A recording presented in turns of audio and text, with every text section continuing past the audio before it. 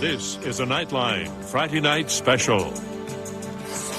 The latest release on compact disc will cost you about $18.99. Something from the bestsellers list. Average price $25. Want to see a movie opening night? Wait in line. Pay $7.50. Add cost for popcorn, candy, and a drink. Yeah. $7.87. Well, your kids are getting all of this and more for free. And the number of movies you can select from today? Unlimited. Unlimited? You name any movie, I can find it for you. Tonight, the Freeloaders. Yes, you can get something for nothing. From ABC News, this is Nightline. Reporting from Washington, Ted Koppel. Robert Krulwich displayed some uncharacteristic surliness the last time we did a program like this because I lumped him in with my generation. I won't make that same mistake again. Robert is back tonight to report on what he and the other kids are doing to avoid having to pay for their entertainment.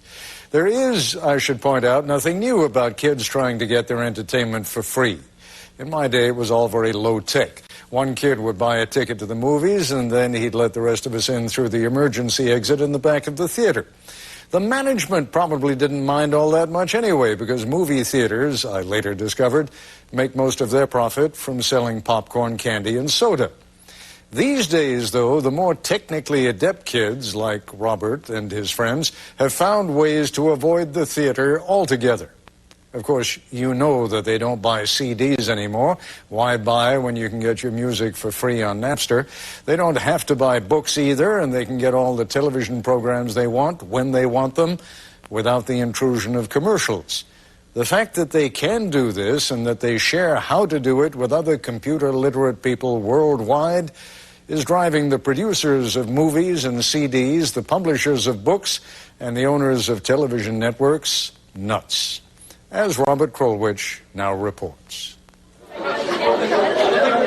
Yeah, they're a little bit nervous, but you try walking through your high school with TV cameras. Still, we were told that John here loves computer games, can't get enough of them, and Desiree, this here's Desiree, she loves music and movies, and so, by the way, does her friend Virginia. This is Virginia.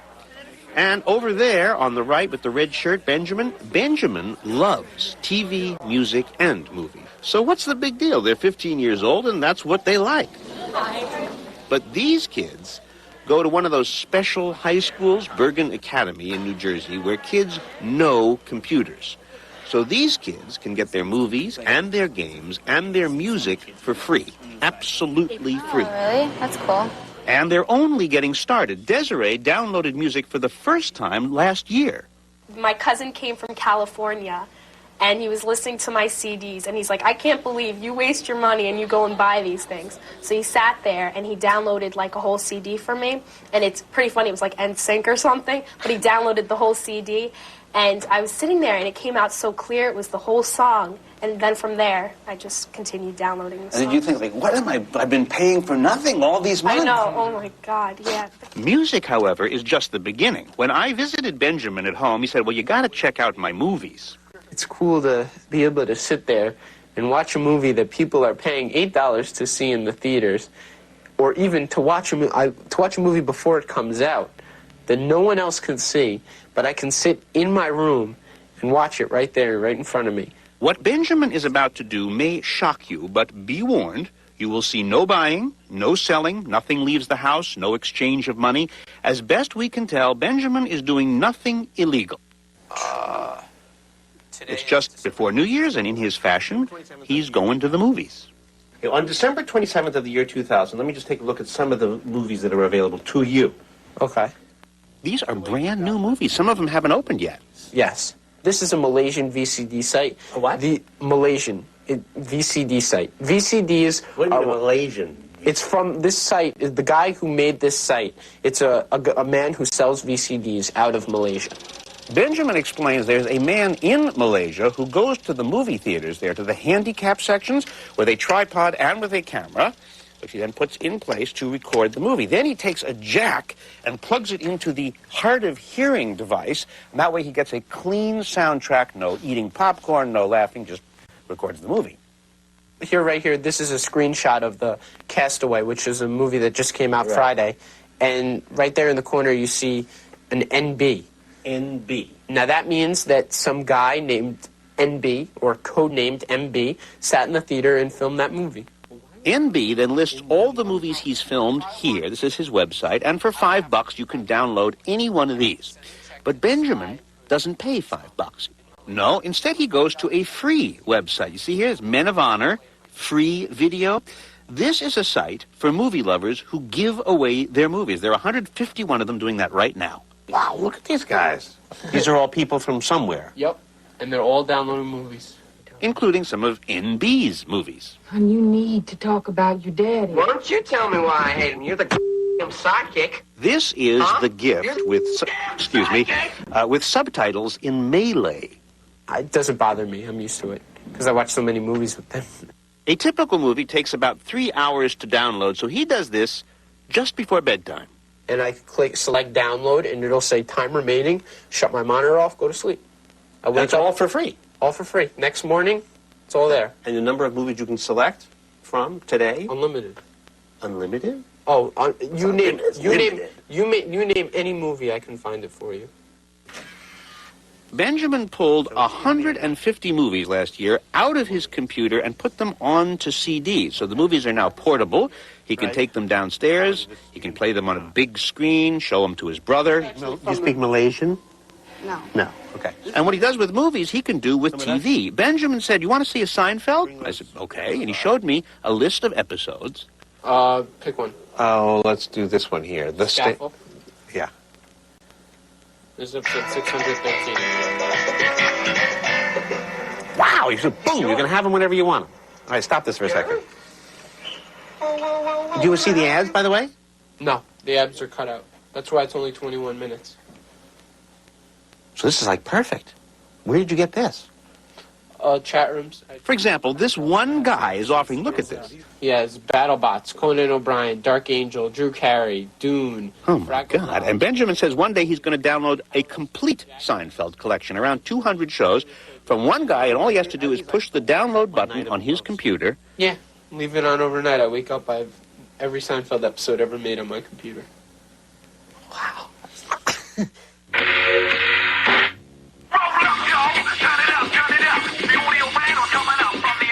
Music for free. Now this, everybody has heard of. Napster lets anybody, anywhere, download any song instantly, and in the last 18 months, it has attracted about 50 million customers. Benjamin, of course, is one of them. And how many songs did Benjamin not have to buy?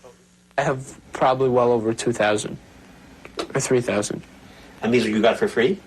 Mm-hmm. From other people in the world somewhere? From other people in the world, yes. Books, no problem, because without music and without pictures, you can download a big, fat, unabridged Oliver Twist by Charles Dickens in minutes. The entire book, unabridged? The entire book.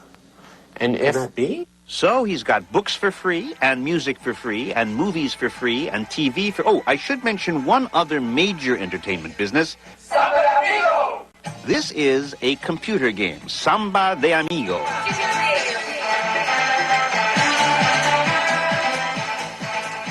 It features, as you see here, a dancing bee. Benjamin got this game off the internet as well, for free, and up in his room he's got 10 or maybe 15 more. That sounds like a lot to me. No.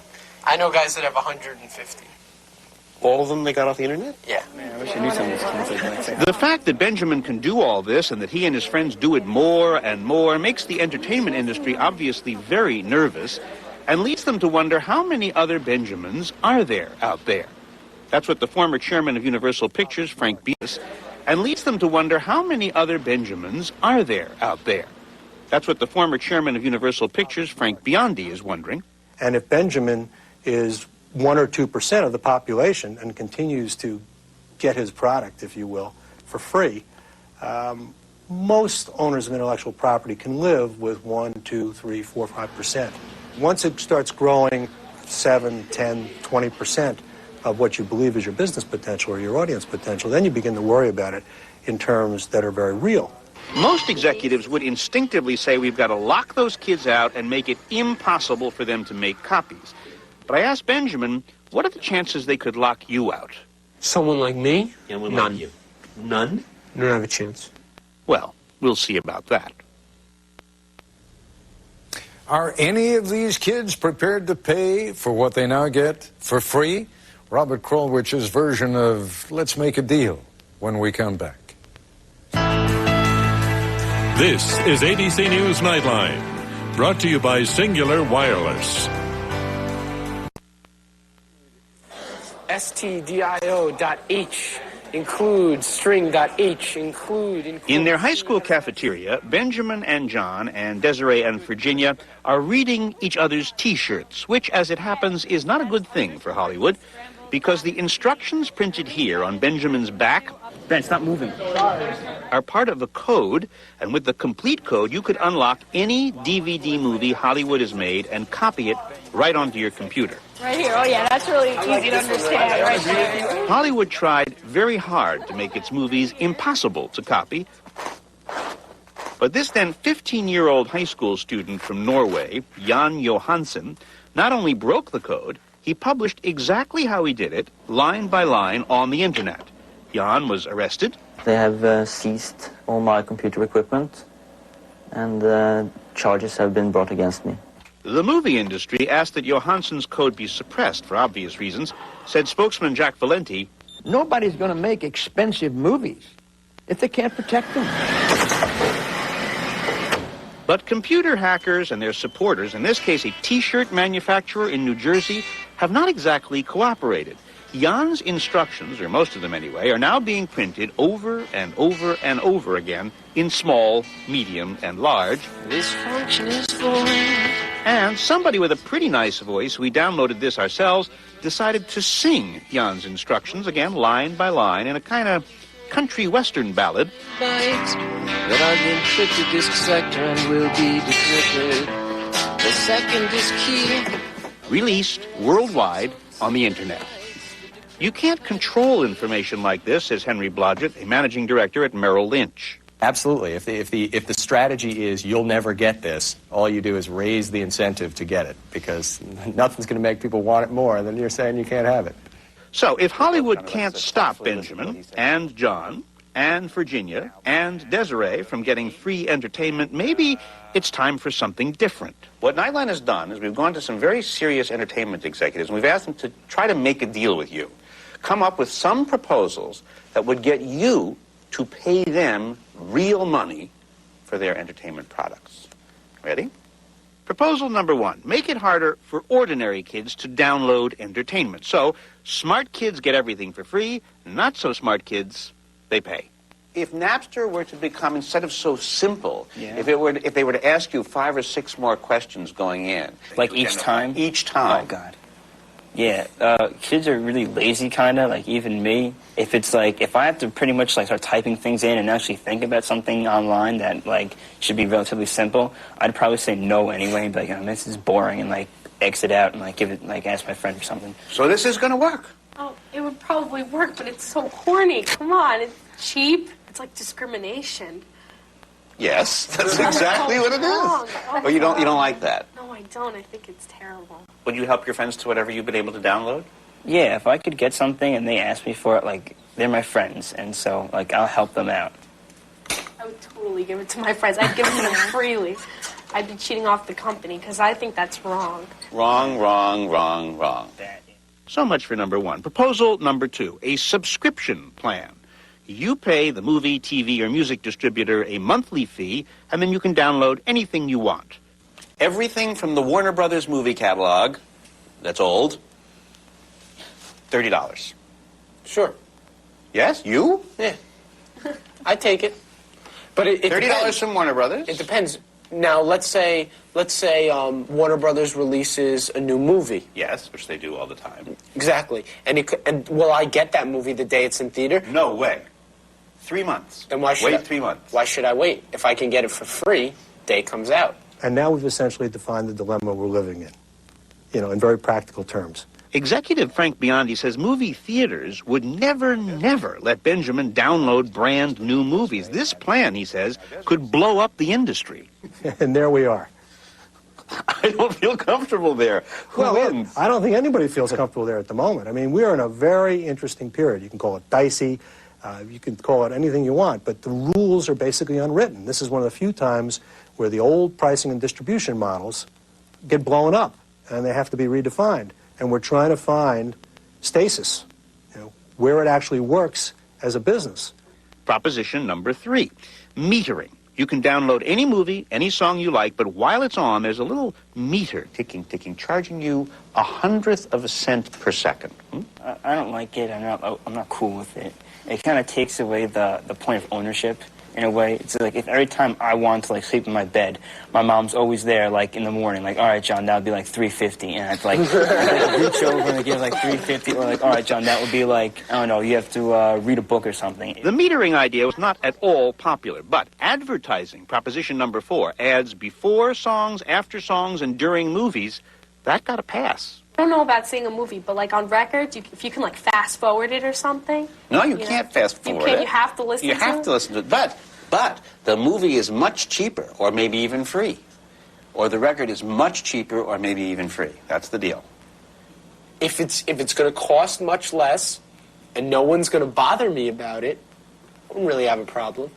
And finally, and this was a surprise, there's the tip them if you like them option.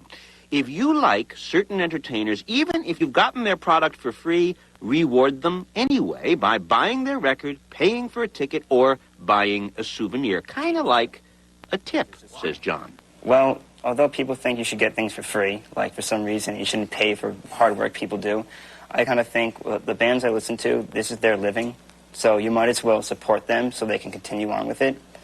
And also, interesting. An ethical purchase. I try that. In the end, the 4 teenagers say, of course we're going to pay some money for entertainment. The question is, from now on, how much money? Benjamin says big entertainment companies needn't worry. One way or another, and they're going to find a way. I'm not sure how exactly they plan on doing it, but they will find a way to make us pay. Wait a second, says Desiree. What about the smart teenagers? Yes? She thinks the smarties will be paying less from now on. I kind of do, but because I think he's right, there will be some people out there willing to pay, but someone like me and my friends and people, whatever, the nerds, they'll find a way. Oh no, says Merrill Lynch, they will pay. In some form or other, they will pay. All we need is the right formula, says Frank Biondi. No, my gut is they'll pay. If the business model makes sense, they'll pay. Now all they've got to do is come up with a business model that makes her pay. For Nightline, I'm Robert Krulwich in New York. Where is all of this headed? Robert Krulwich joins us in a moment. Robert Krulwich joins us in a moment. And joining us now from our New York bureau, ABC's Robert Krulwich. Nobody told us, you didn't tell us, your young friends didn't tell us, where do those guys in Malaysia get these first-run movies? Well, that's an interesting question. I think either someone in Hollywood shows movies in Malaysia a day or two before they show them in America, which may be the Asian movies, the Kung Fu movies, and some dumb American movie producers, or sometimes these people in Malaysia get prints sent to them from people in the movie business in California. One of the movies I was told about was a movie that arrived about 3 months online before it arrived in the theaters, and this was a print which had been taken by somebody. I guess the director said, go and make a print of this movie, and the guy made 2 prints and sent one to Malaysia. So, but obviously Hollywood's nightmare is that here they're having the big opening of what is it, the Anthony Hopkins movie tonight, Hannibal. Right. That some turkey over in Malaysia has already got it, and right. He's going to pass it out for free. Well, he doesn't even Which know is he's often the passing case. it out, right? Yeah, right. It's often the case. I mean, sometimes these movies arrive 2 or 3 days before, and looking at that list, often the movies arrive 2 or 3 days before. Whom are they worried about? Is Hollywood worried about all of us? Are they worried about you? Are they worried about me? No, they're not worried about our hands on these movies? No, they're not worried about us. They're worried that Benjamin and his friends will teach their friends how to do this, that the small coterie of smarties will begin to teach the not-so-smarties how to do this, or that this will get easier and easier. You can have a little bit of loss in any business. But again, if the loss gets to be 10, 15, 20%, then you're in trouble. And they're worried about that. The grown-ups that you were talking to, are they genuinely concerned? Do they really feel that this could be the end of their business? Or are they convinced that indeed they will find a way of charging even these kids for their product?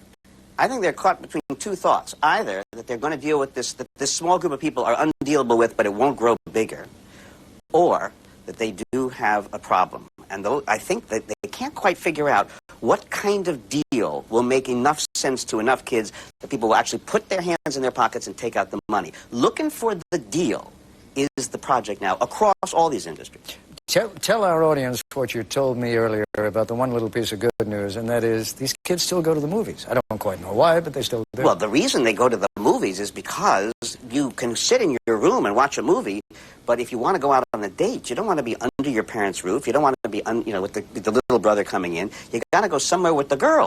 And the only place you can go with the girl is seat X16 at the Roxy Multiplex whatchamacallit. So, of course, they'll go to the movies.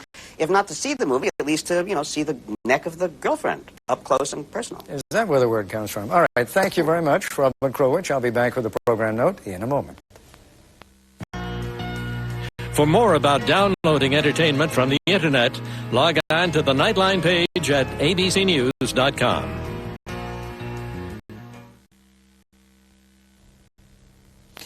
The next item on the Bush agenda, defense. And Sunday on This Week with Sam Donaldson and Cokie Roberts, a conversation with Defense Secretary Donald Rumsfeld. That's our report for tonight. I'm Ted Koppel in Washington. For all of us here at ABC News, good. This has been a presentation of ABC News. More Americans get their news from ABC News than from any other source.